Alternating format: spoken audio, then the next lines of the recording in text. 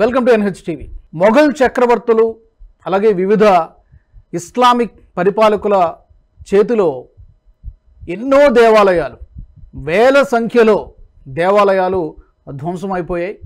ఈ అంశాన్ని గురించి మనం చాలా సందర్భాల్లో మాట్లాడుకున్నాం. అలా ధ్వంసమైపోయినటువంటి దేవాలయాల్లో గుజరాత్లో ఉన్నటువంటి సోమనాథ్ ఆలయం కూడా ఒకటి. ఈ సోమనాథ్ ఆలయానికి చాలా ప్రత్యేకత ఉంది. జ్యోతిర్లింగం, అక్కడ ఉన్నటువంటి జ్యోతిర్లింగం గాలిలో తేలియాడి ఉండేదని చెప్పి మనకి చరిత్ర చెబుతోంది. కథలు కథలుగా చెప్పుకుంటూ ఉంటారు. అలాంటి జ్యోతిర్లింగాన్ని ముక్కలు ముక్కలుగా చేసేసాడు మొహమ్మద్ గజనీ. దండయాత్ర చేసి ఒకసారి కాదు, చాలాసార్లు దండయాత్రలు చేసిన తర్వాత ఒక 50,000 మంది హిందువులు ప్రాణాలని పొట్టన పెట్టుకొని చివరికి ఆ ఆలయాన్ని ధ్వంసం చేసి ఆ జ్యోతిర్లింగాన్ని కూడా ముక్కలు ముక్కలుగా చేసేసారు. ఇప్పుడు ఈ సోమనాథ్ ఆలయం యొక్క ప్రస్తావన మరొకసారి వార్తల్లోకి వచ్చింది.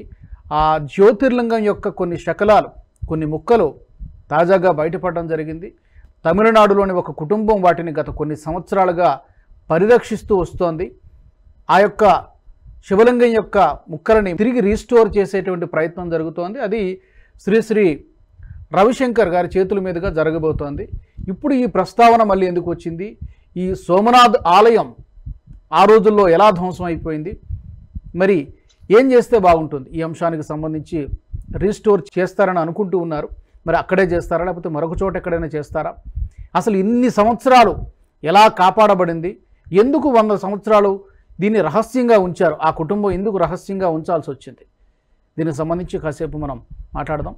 ఎందుకంటే 1000 సంవత్సరాల తర్వాత మరొకసారి ఆ యొక్క శివలింగం యొక్క శకలాల్ని ఈరోజు భక్తులు చూడగలుగుతున్నారంటే నిజంగా చాలా గొప్ప విషయం అది. దీని గురించి మనతో మాట్లాడడానికి ప్రముఖ విశ్లేషకులు, చారిత్రక నవల రచయిత ముదిగొండ శివప్రసాద్ గారు అందుబాటులో ఉన్నారు. శివప్రసాద్ గారు నమస్తే. సో ముందుగా ఈ సోమనాథ్ ఆలయం అప్పట్లో అసలు ఎలా ధ్వంసం చేసేశారు, ఏం జరిగింది ఆ రోజున? ఈ రోజున మళ్ళీ ఆ ప్రస్తావన వస్తోంది మన ముందుగా మీ స్పందన. అందరికీ నమస్కారం. ముందుగా ఈ ఛానల్ వీక్షిస్తూ ఉన్నటువంటి ప్రేక్షకులందరికీ కూడా నా హృదయపూర్వకమైనటువంటి శుభాకాంక్షలను అందజేస్తూ ఉన్నాను. ఇప్పుడు మనం చర్చిస్తున్నటువంటి సందర్భం ఏమిటి అంటే, రవిశంకర్ గారి యొక్క చేతి మీదుగా సోమనాథ దేవాలయ శకలాలన్నీ కూడా కలిపి ఒక చోట ప్రతిష్టాపన చేసేటటువంటి ప్రయత్నం మొదలైంది అని.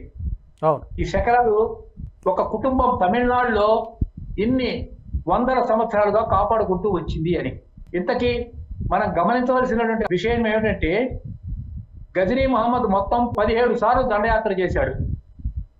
17 సార్లు దండయాత్ర చేసినప్పుడు 50,000కు పైగా అక్కడ ఉన్నటువంటి వాళ్ళు, ప్రజలు, రాజులు, ముఖ్యంగా రాజస్థాన్కు చెందినటువంటి వాళ్ళు, గోగారాణా, వాళ్ళందరూ కూడా బలిదానాలు చేశారు. అక్కడ ఉన్నటువంటి ప్రీస్ట్ అంటే ఆలయ పూజారులందరినీ కూడా చంపి ఆ రక్తంతో ఆ దేవాలయంలో ఉన్నటువంటి శివుడికి అభిషేకం చేశారు వీళ్ళు. అంతేకాదు ఆ దేవాలయంలో ఉన్నటువంటి విగ్రహాలన్నింటినీ కూడా వాళ్ళు తమ మసీదులకి మెట్లుంటాయి కదా, స్టెప్పింగ్ స్టోన్స్, వాటి కింద వాడుతున్నారు. ఈ పనంతా ఎందుకు చేయవలసి వచ్చింది? ఇప్పుడు రొమిల్లా థాపర్ లాంటి సూడో సెక్యులరిస్ట్ ఏం చెప్తారంటే, ఇదంతా డబ్బు కోసం చేశారు, అవి ఆర్థిక విశ్లేషణ చేస్తూ ఉన్నారు. అయితే ఇది డబ్బు కోసమే అయితే సోమనాథ్ దేవాలయంలోని విగ్రహాలను అవతల మసీదుల కింద వాళ్ళు ఎక్కే మెట్ల మీద పరిచి అవమానించవలసిన అవసరం ఎందుకు వచ్చింది అంటే, ఇది కేవలం డబ్బు కోసం మాత్రమే కాదు. దీన్ని జిహాదీ అంటారు. జిహాదీ అంటే దేవుడు పేరున చేసేటటువంటి ఒక ఉగ్రవాదం, దేవుడు పేరున జరిపేటటువంటి మత యుద్ధం, దీన్ని జిహాదీ అంటారు. ఇది ఒక సోమనాథ దేవాలయానికి మాత్రమే పరిమితం కాలేదు. ఇలాంటి దేవాలయాలు 36,000 ఉన్నాయి. 36,000 36,000. సోమనాథ్ దేవాలయ విధ్వంసం ఒక మాయని మచ్చగా గుజరాత్లో ఉంటే 1948 స్వాతంత్రం వచ్చిన తర్వాత సర్దార్ వల్లభాయ్ పటేల్, మున్షి మరి కొందరు కలిసి దాన్ని పునర్నిర్మించాలి అనుకుంటే దానికి పండిత్ జవహర్లాల్ నెహ్రూ అడ్డపడ్డాడు. Our first prime minister of India Jawaharlal Nehru rejected the renovation of Somnath temple. ఎందుకని? కారణం ఏంటంటారు? ఎందుకంటే ఆ సోమనాథ్ దేవాలయాన్ని కనుక మళ్ళీ పునర్నిర్మిస్తే ముస్లింల కోపం వస్తుంది అని. ఇంతకంటే దారుణం ఇంకోటి ఉందా? అప్పుడు బాబు రాజేంద్ర ప్రసాద్ ఇండియాకు ప్రెసిడెంట్ గా ఉండేవాడు. బాబు రాజేంద్ర ప్రసాద్ ఇనిషియేటివ్ తీసుకొని బాబు రాజేంద్ర ప్రసాద్, సర్దార్ వల్లభాయ్ పటేల్ కలిసి పట్టుదలతో సోమనాథ్ దేవాలయాన్ని పునర్నిర్మించారు.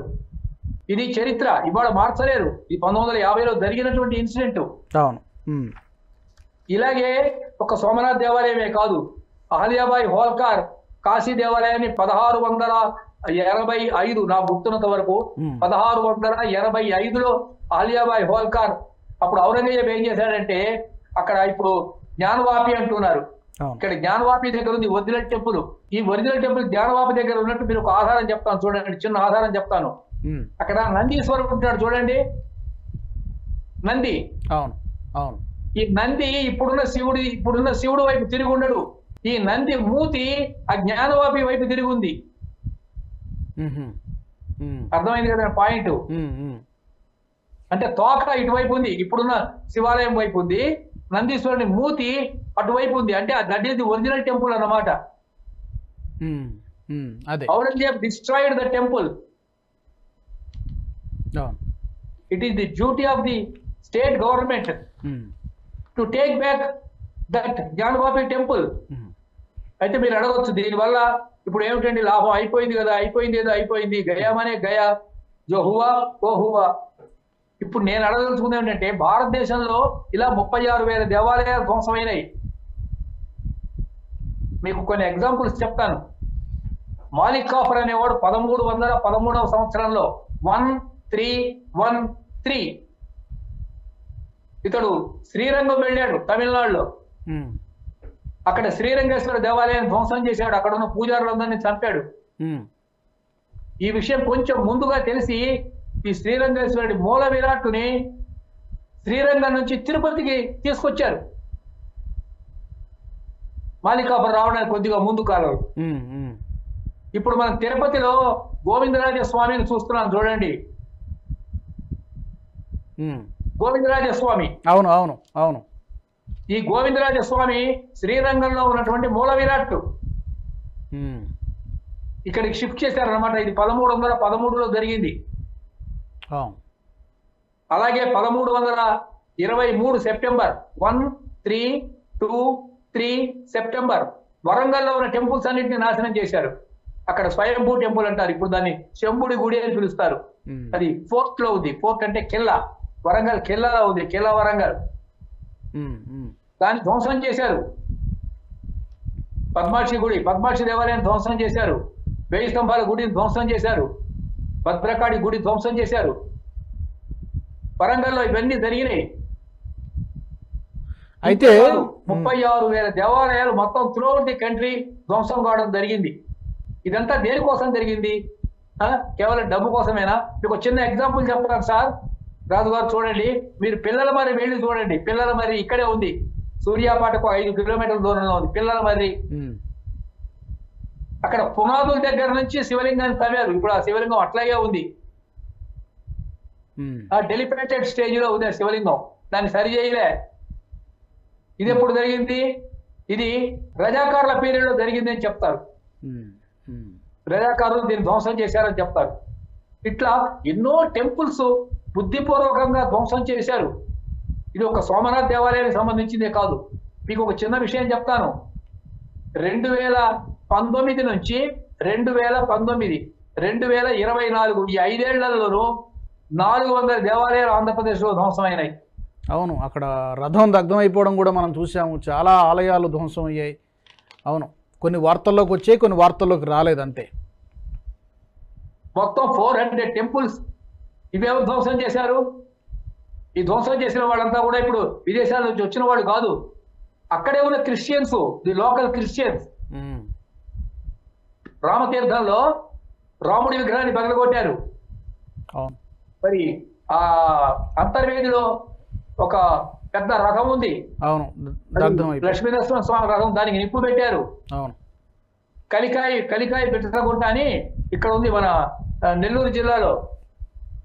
అక్కడ వెంకటేశ్వర స్వామి రథానికి నిప్పు పెట్టారు. ఇట్లా ఒకటి కాదు, మన పెదవాడ కనకదుర్గ దేవాలయంలో అమ్మవారి రథాలలో ఉన్న వెండి సింహాలు అవన్నీ దొంగలించుకొని పోయినారు. వెండి సింహాలు ఇట్లా చాలా ఉన్నాయి. ఇట్లా ఈ 5 ఏళ్లలోనూ ఆంధ్రప్రదేశ్ లో 400 దేవాలయాలు ధ్వంసమైనాయి. అయితే ఒకటి ఉండేవాడు స్కేవియర్, వాడి పేరు. ఈ స్కేవియర్ పీరియడ్ లో గోవాలో కొన్ని 100 దేవాలయాలు ధ్వంసం చేయించాడు దగ్గరుండి. ఈ ధ్వంసం చేసిన వాళ్ళందరూ కూడా హిందువులే. ఈ converted so many Hindus into Christians and those converted Christians destroyed those temples. It's a historical fact. ఆ స్కేవియర్ కి అక్కడ పెద్ద గౌరవ విమానం చూస్తున్నారు ఈవెన్ టుడే. ఈ స్కేవియర్ పేరున స్కేవియర్ రాక్ అని పెట్టారు కేరళలో. ఒక దేవాలయమో 2 దేవాలయాలండి, మొత్తం 36,000 దేవాలయాలు భారతదేశంలో ధ్వంసమైనవి. ర్యాలీ అని ఒకటి ఉంది, అది రావులపాలెం దగ్గర ఉంటుంది ర్యాలీ. ఈ ర్యాలీలో జగన్మోహిని టెంపుల్ అని ఉంది చూడండి, జగన్మోహిని టెంపుల్. ఆ టెంపుల్ మూల విగ్రహం పగిలిపోయింది, దాన్ని వైర్లు పెట్టి కట్టేశారు. 1775 1775 తిరుమల పైన వెంకటేశ్వర స్వామి మీద దండయాత్ర చేశారు. అప్పుడు వెంకటేశ్వర స్వామి ఆ ఆభరణాలన్నీ తీసుకెళ్లి పూజారులు ఎక్కడో దాచిపెట్టారు కొండ గుహల్లో. స్వామివారి ఉత్సవ ఊరేగింపు విగ్రహాలన్నీ కూడా ధ్వంసం చేశారు. ఇది 1775లో జరిగింది. నేను మీకు డేట్ కూడా ఇస్తున్నాను. మీరు చెప్పినట్టుగా అఫీషియల్ గా రికార్డు కూడా ఉంది, టీటీడీ రికార్డే ఉంది. మీరు చెప్పినట్టుగా శివప్రసాద్ గారు 36,000 దేవాలయాల్ని ధ్వంసం చేసేశారు. ఇది ఈ ముస్లిం పరిపాలకులు, మొఘల్ చక్రవర్తులు వీళ్ళందరూ కూడా. ఆ తర్వాత రీసెంట్ టైమ్స్లో ఉదాహరణలు కూడా మీరు ఇచ్చారు. ఈ 1000 సంవత్సరాలు అంటే ఈ 10వ శతాబ్దం నుంచి ఈ రోజు వరకు కూడా ఈ చరిత్ర చూసుకుంటే ఇది పరాజయాల చరిత్రనా లేకపోతే పోరాట చరిత్రనా? రెండు కోణాలు ఉన్నాయి. నారాయణకి బొమ్మ బొరుసులాగా ఇది మీరు ఎట్లా అభివర్ణిస్తారు? ఇది పరాజయాల చరిత్రనా, పోరాట చరిత్రనా? ఈ రెండు ఒకటేనండి. పరాజయ చరిత్రలో పోరాటాలు జరిగినాయి, పరాజయ చరిత్రలో పోరాటాలు జరిగినాయి. కొన్ని విజయాలు కూడా సాధించారు. ఫర్ ఎగ్జాంపుల్ ఛత్రపతి శివాజీ విజయం సాధించాడు. ధ్వంసమైన కొన్ని దేవాలయాలు తిరిగి ఆయన మహారాష్ట్రలో పునర్నిర్మించాడు. అదేవిధంగా అహల్యాబాయి హోల్కర్, ఆవిడ ఇండోర్ రాణి, ఆవిడ మళ్ళీ ఔరంగజేబు చనిపోయిన తర్వాత ఔరంగజేబు చేత ధ్వంసం చేయబడ్డ చాలా దేవాలయాల్ని ఆవిడ పునర్నిర్మించింది. అవి శివభక్తురాలు. మళ్ళీ ఈస్ట్ ఇండియా కంపెనీ వాళ్ళు వచ్చిన తర్వాత మళ్ళీ మొదలైంది ఈ దండయాత్ర, దేవాలయాలు ధ్వంసం చేసే చరిత్ర. మీరు చూస్తే భారతదేశంలో ప్రతి చోట దండయాత్ర జరిగింది. Not only on Somnath but ఇప్పుడు మీకు కాశ్మీర్ తీసుకోండి సార్. ఆ కాశ్మీర్ లో ఉన్న దేవాలయాలన్నీ కూడా ఏమైపోయినాయి చెప్పండి? ధ్వంసం చేసేసారు. ఆ కాశ్మీర్ లో పూర్వం మన ఆదిశంకరాచార్యుల వారు అక్కడ టెంపుల్ కట్టాడు. ఆ టెంపుల్ పేరు శారదాంబ టెంపుల్. శృంగేరి శారదాంబ టెంపుల్ కాశ్మీర్ లో ఆదిశంకరాచార్యుల వారు కట్టారు. ఆ దేవాలయాన్ని ధ్వంసం చేశారు. ఇప్పుడు ధ్వంసం 2 రకాలుగా జరిగింది. కొన్ని చోట్లేమో దేవాలయాలు ధ్వంసం చేసి వాటి మీద మసీదులు కట్టారు. కొన్నిటినేమో రీమోడల్ చేశారు. రీమోడల్ అంటే ఇప్పుడు ఉదాహరణకి అయోధ్యలో ఆ ప్రాచీన దేవాలయం మీద గుంబాజ్ అని ఒక డోమ్ కట్టారు. ఆ గుంబాజ్ ని 1990లో కరసేవక్స్ ధ్వంసం చేస్తే ఈ కరసేవక్స్ అందరినీ కూడా ములాయం సింగ్ యాదవ్ అని అప్పుడు చీఫ్ మినిస్టర్ గా ఉన్నాడు అనుకుంటాను, సమాజ్వాదీ పార్టీ, అతడు కాల్చి చంపాడు వాళ్ళందరినీ. మరి ఈ ములాయం సింగ్ యాదవ్ కి పద్మవిభూషణ్ ఎట్లా ఇచ్చారండి? No, I'm asking how Mulayam Singh Yadav was awarded Padma Vibhushan. అయితే ఇప్పుడు ఫర్ ఇండియా. కాబట్టి ఇది ఒక్క సోమనాథ్ దేవాలయం అన్న దృశ్యం చూడకూడదు. భారతదేశంలో కాశ్మీర్ నుంచి కన్యాకుమారి వరకు 36,000 దేవాలయాలు ధ్వంసమైనాయి, ఇంక్లూడింగ్ ఇన్ తెలంగాణ. తెలంగాణలో కూడా ధ్వంసమైన ఈ దేవాలయాలు. ఓకే, లిస్ట్ ఇస్తాను, ఆ లిస్ట్ ఉంది మన దగ్గర. కరెక్ట్. మీరు చెప్పినటువంటి మాట 100% కరెక్ట్. చాలామంది చరిత్రకారులు, మీరు కూడా చాలా పుస్తకాలు రాశారు, అందులో ఎలాంటి సందేహం లేదు. అయితే ఇన్ని వేల దేవాలయాలు ధ్వంసం అయిపోయినప్పుడు పోరాటం జరిగింది, మనం కాదనలేం, పోరాటం చేశారు, కొన్ని చోట్ల విజయం కూడా సాధించారు.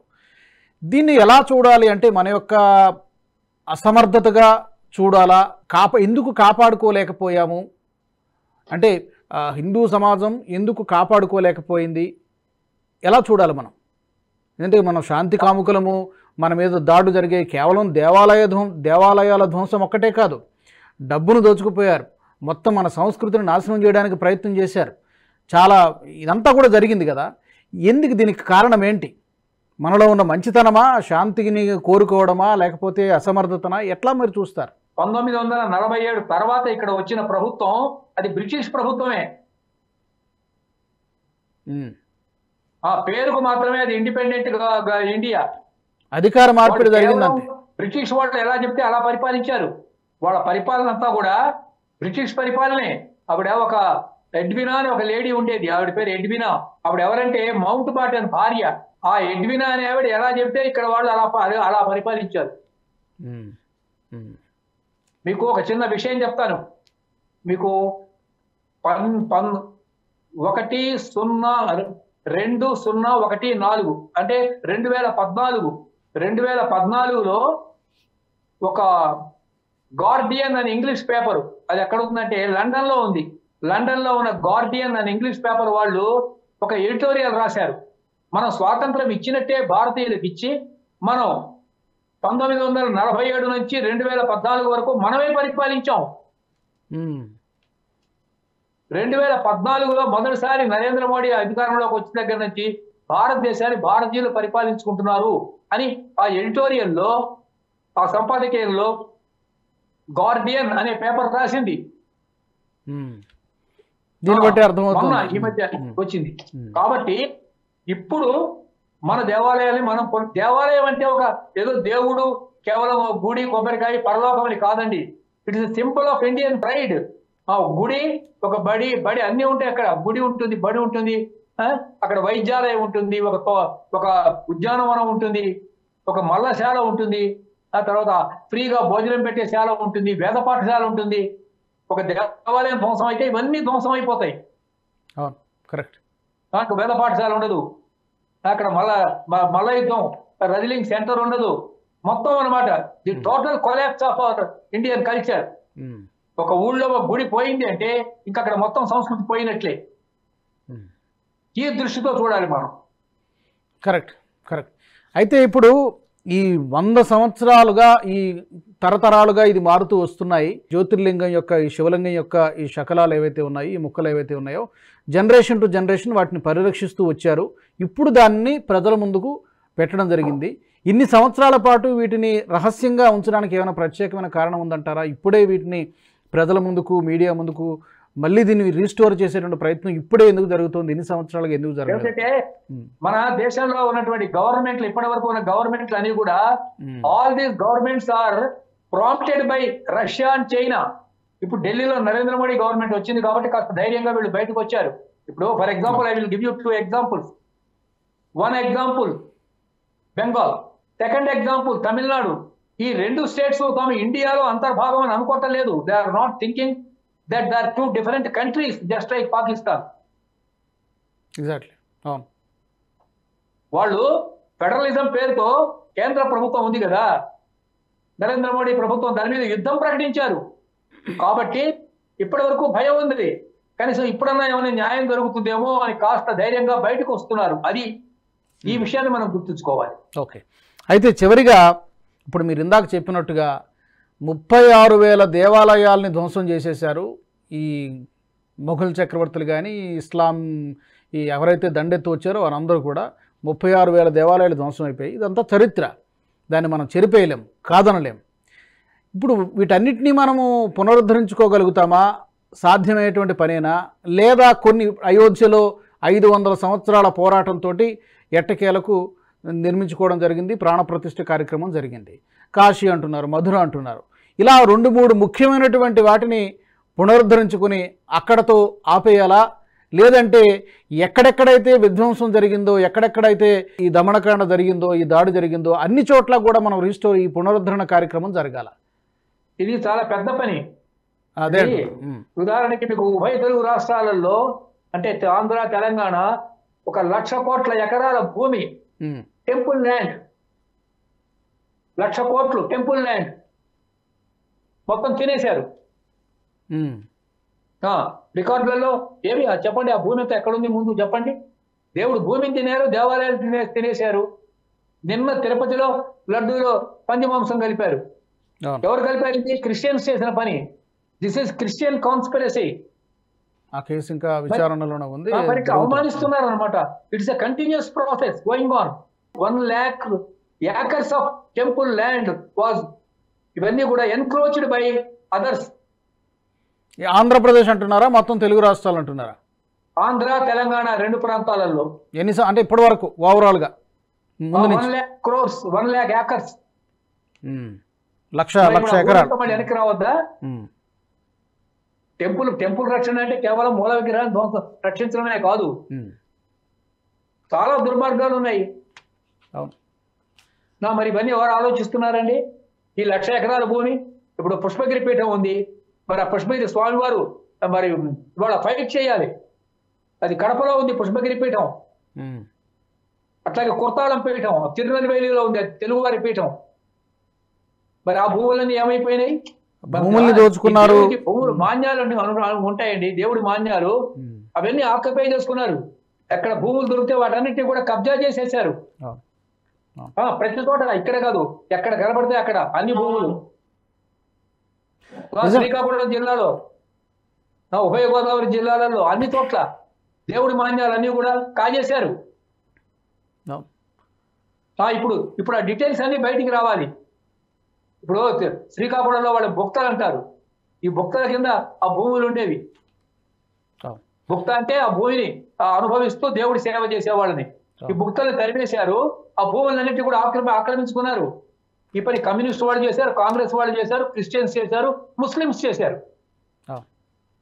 అందరూ చేశారు. అందరూ కలిసి ఈ భూములన్నింటినీ కూడా ఆక్రమించుకున్నారు.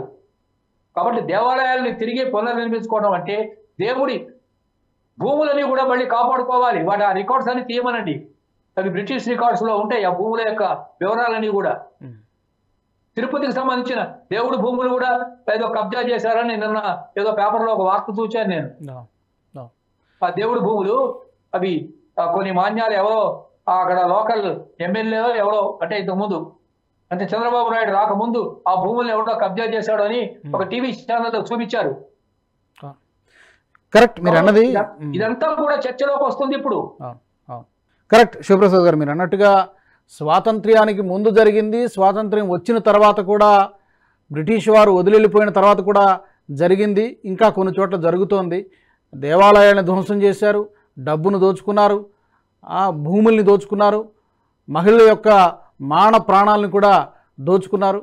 ఇంత అన్యాయం జరిగింది, ఇప్పటికీ జరుగుతోంది. ఏదైనా కూడా ఇప్పుడు ఈ గుజరాత్లో ఉన్నటువంటి సోమనాథ్ ఆలయంలో ఉన్నటువంటి గతంలో ఉండేటువంటి ఈ జ్యోతిర్లింగం, ఈ శివలింగం యొక్క శకలాలు, ఆ మొక్కలు మళ్ళీ తిరిగి ప్రతిష్ఠించబోతున్నారు లేదా రీస్టోర్ చేయబోతున్నారు అనేటువంటి వార్త ఒక మంచి పరిణామంగా మనం చూడాలి. ఇది ఆలయాల పునరుద్ధరణ అనేది కేవలం అక్కడ మాత్రమే కాదు, దేశవ్యాప్తంగా చాలా చోట్ల జరగాల్సినటువంటి అవసరం ఉంది అనేటువంటి వాదన చాలామంది హిందువులు వినిపిస్తున్నారు, చరిత్రకారులు చెప్తున్నారు, విశ్లేషకులు చెప్తున్నారు.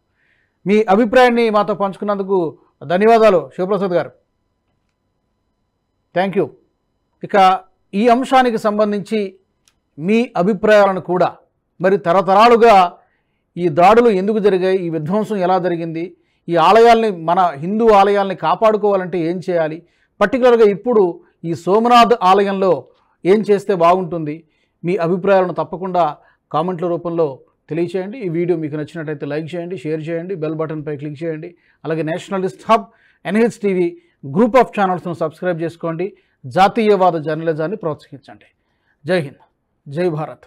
ఈ వీడియో మీకు నచ్చినట్టయితే లైక్ చేయండి, 10 మందికి షేర్ చేయండి. అలాగే కామెంట్ల రూపంలో మీ అభిప్రాయాలను మాతో పంచుకోండి. Nationalist hub group of channels ను సబ్స్క్రైబ్ చేసుకుని తెలుగునాట జాతీయవాద జర్నలిజాన్ని ప్రోత్సహించండి. ఈ వీడియో కింద ఉన్న బెల్ ఐకాన్ పై క్లిక్ చేయడం మర్చిపోవద్దు.